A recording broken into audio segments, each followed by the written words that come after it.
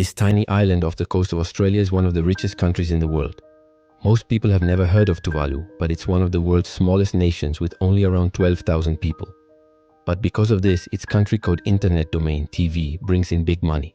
When you think of a domain name ending in .tv, you might think of a local news channel or maybe a streaming platform. But did you know that both of those examples are actually owned by this tiny island nation? That's because when countries were given their internet domain names, Tuvalu was one of the first to come up with a two-letter code. These days, streaming platforms and media companies from all over the world pay millions of dollars to use the .tv domain.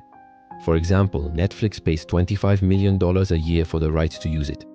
And it's a similar story for CNN and NBC Universal.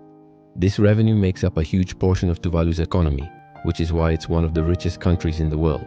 Its GDP is around $300 million, which is around $50,000 per person. Of course, this doesn't mean that everyone on the island is rich. In fact, most people live in poverty.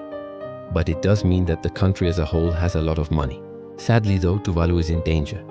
It's one of the many island nations that's being threatened by rising sea levels as a result of climate change. If sea levels continue to rise, Tuvalu could be the first country to disappear. But if that happens, the country will still exist in the form of its internet domain. So it's possible that Tuvalu could become the first country to exist entirely online. Thanks for watching.